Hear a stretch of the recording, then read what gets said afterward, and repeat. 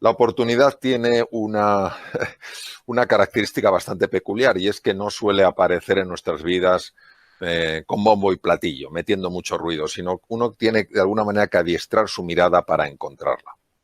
Y precisamente donde es más importante encontrar la oportunidad no es en un momento de abundancia, no es en un momento donde todo va sobre ruedas, es en momento de dificultad.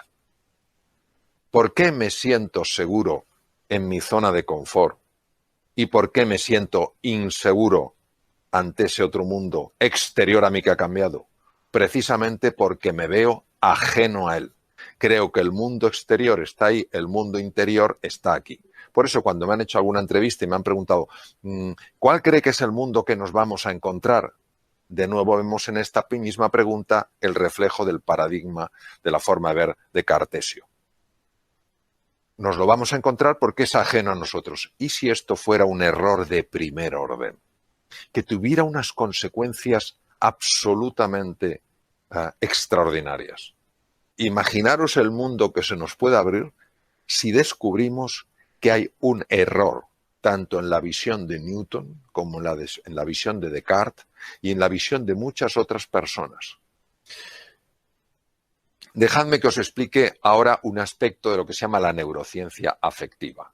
La neurociencia afectiva es la parte de las neurociencias, las ciencias del sistema nervioso, que estudia todo lo que tiene que ver con el mundo de los sentimientos y de las emociones. En el centro de la imagen veis un punto rojo. Ese punto rojo es la amígdala. La amígdala, hay dos amígdalas, las que tenemos obviamente en la garganta y las que tenemos en el cerebro, que no tienen por supuesto nada que ver. Me refiero naturalmente a las que tenemos en el cerebro. En ese núcleo que veis ahí, tan pequeñito, tiene el tamaño de una almendra aproximadamente, está ni más ni menos que el núcleo central del miedo. Es nuestro detector de miedo. ¿Qué quiere decir? Que si yo este mundo que está envuelto en una pandemia, solo lo percibo como ajeno a mí, a ver qué más desgracias me trae.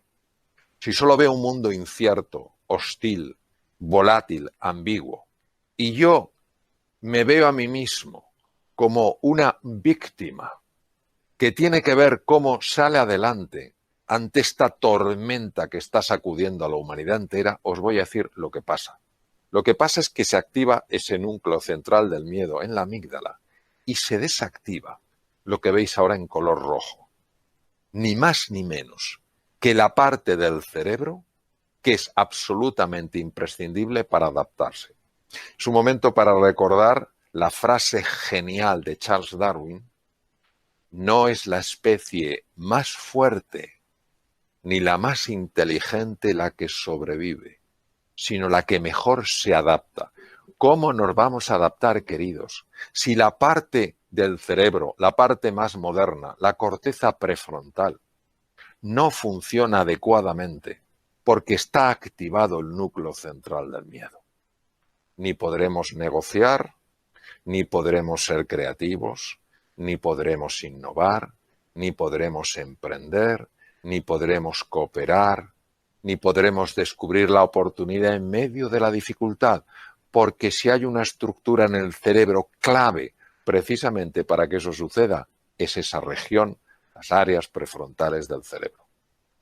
Luego nosotros tenemos que ver cómo se puede desactivar ese núcleo central del miedo para que pueda mantenerse activada la zona que nos va a permitir a todos adaptarnos, mejorar, crecer y evolucionar.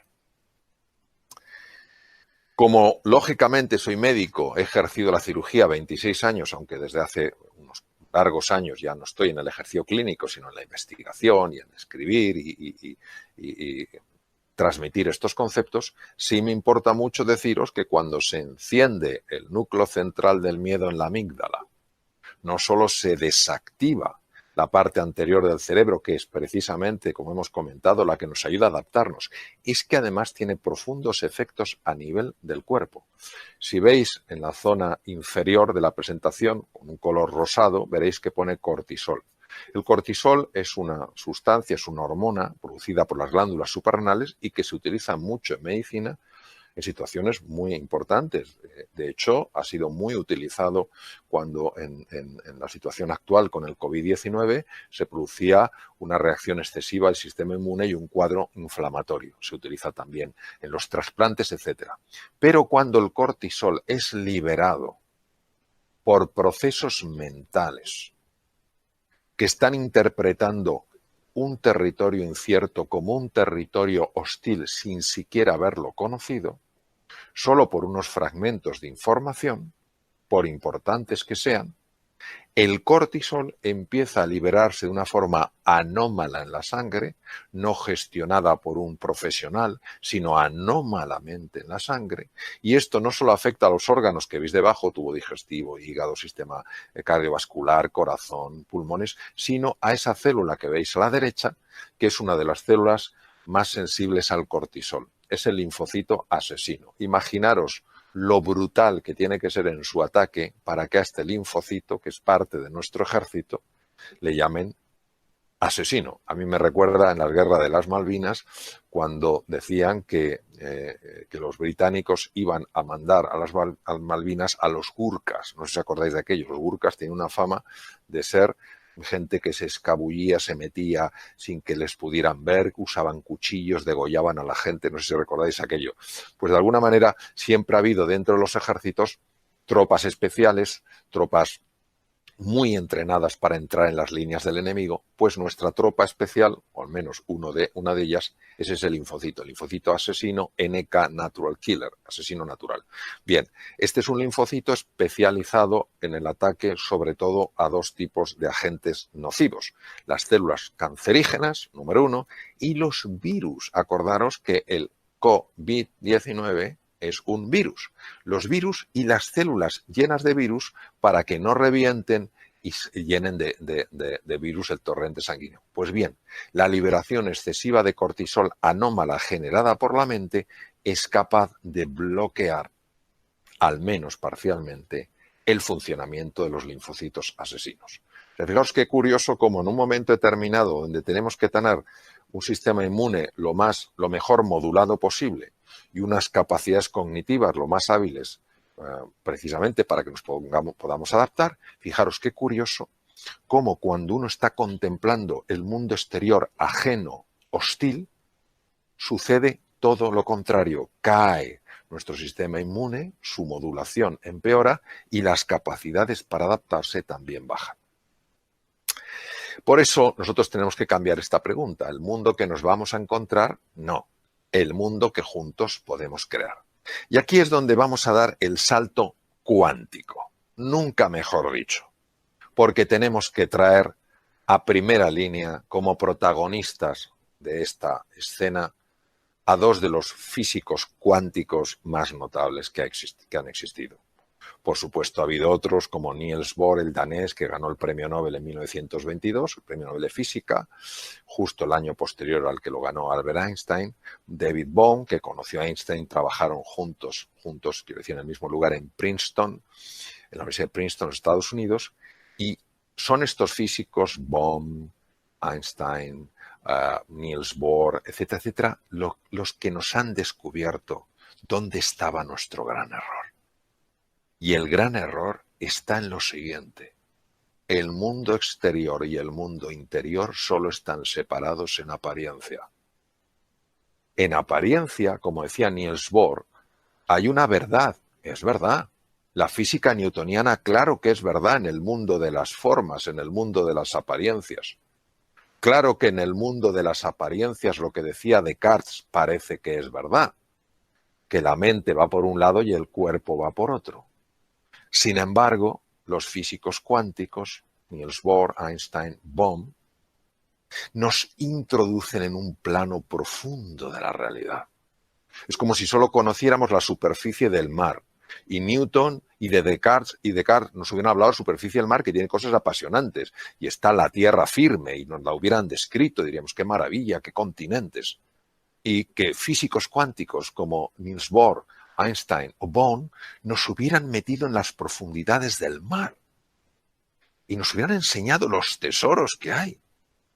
Las cosas tan extraordinarias, por ejemplo, solo deciros que gran parte de los de las sustancias que se utilizan para destruir el cáncer se obtienen de esponjas marinas, no de cosas que están en la superficie. Por tanto, la física cuántica jamás ha estado en contra de la física newtoniana. Lo que ha hecho es complementarla. Lo mismo que el fondo del mar no está en oposición a la superficie del mar o a la tierra firme.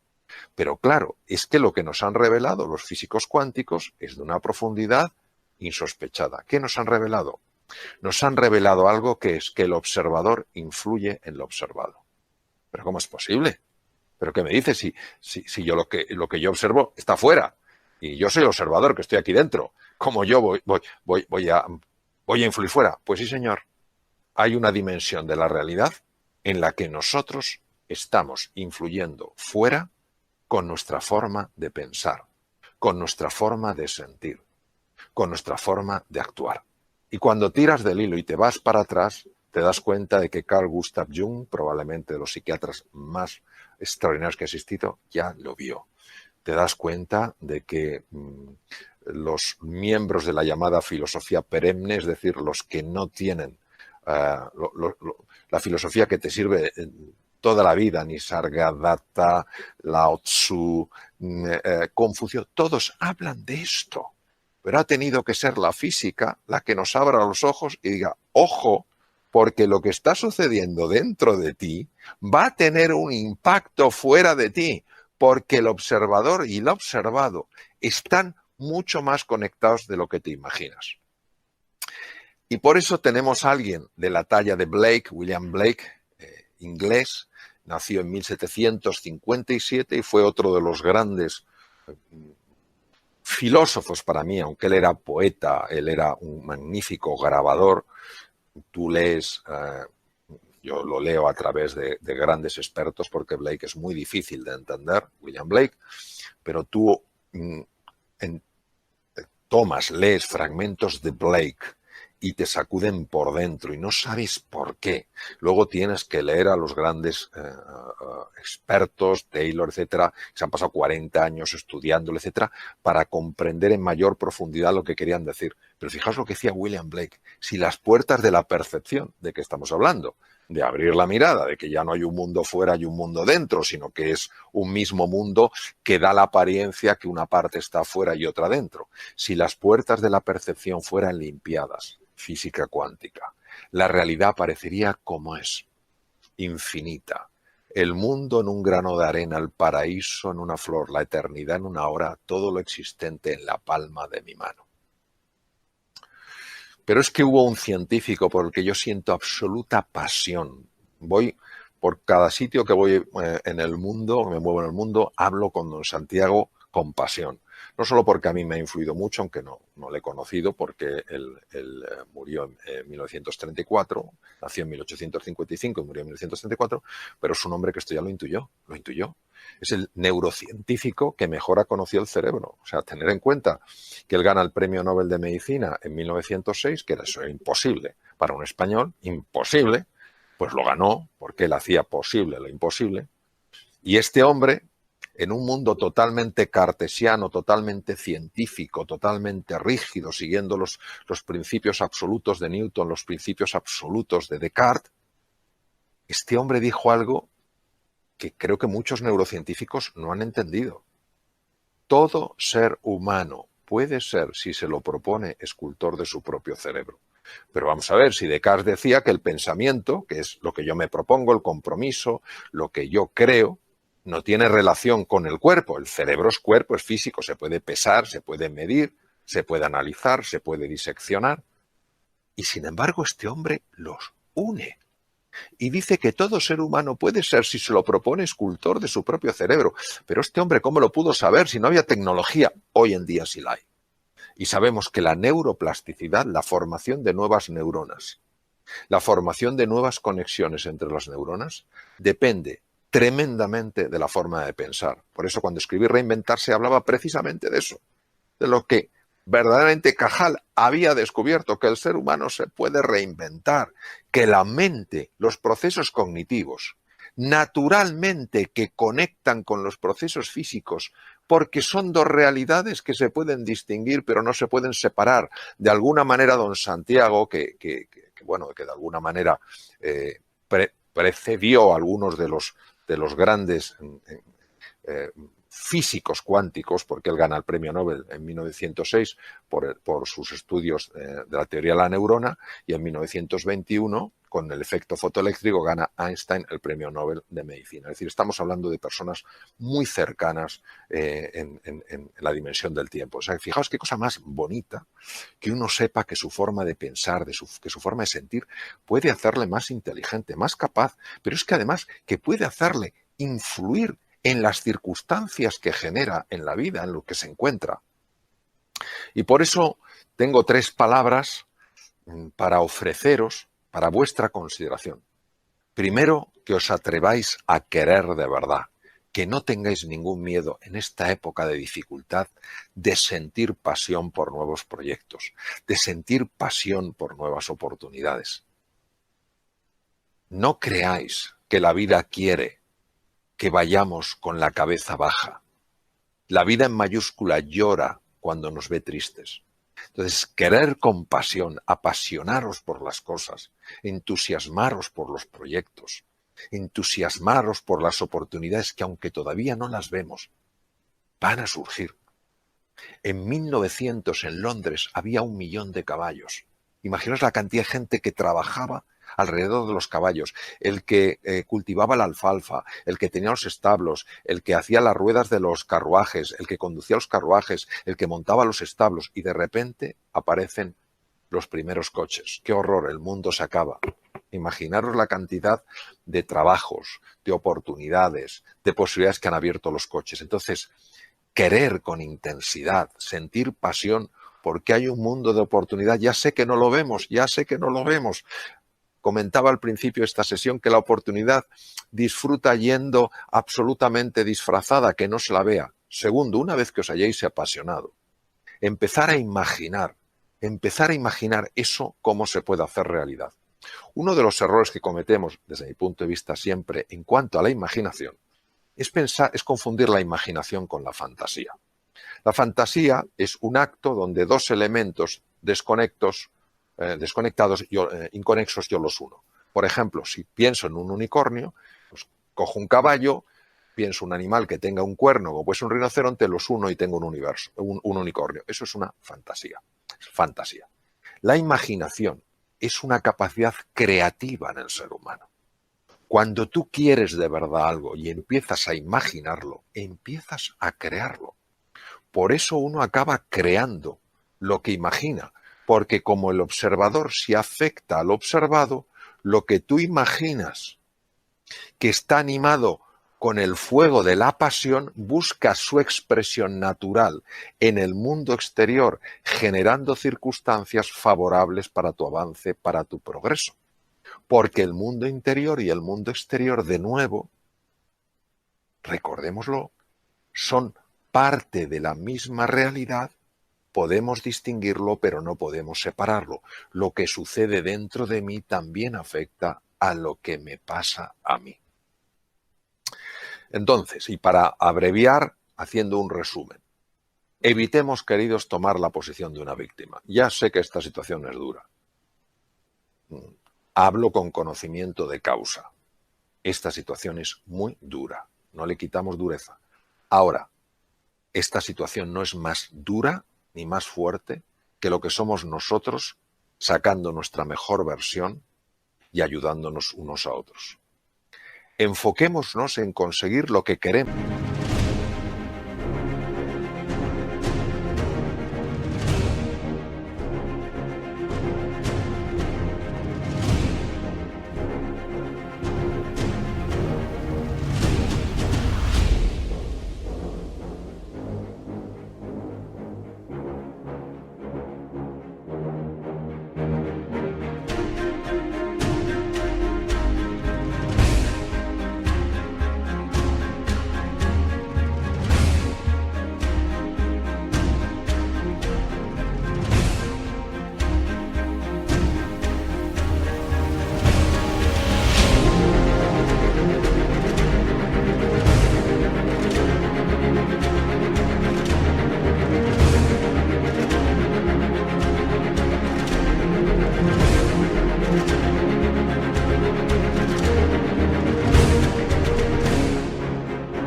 no evitar lo que no queremos.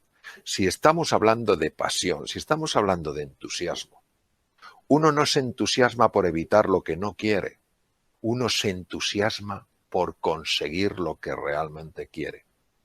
Recordemos siempre que la imaginación tiene en sí la capacidad de crear, no solo de describir, sino de crear, de materializar. Utilicemos un lenguaje que nos ayude, no que nos anule. El lenguaje es nuestro pensamiento. Nuestro pensamiento es lingüístico. Si no tuviéramos lenguaje no podríamos pensar. No se puede pensar sin lenguaje. No es posible. Son lo mismo.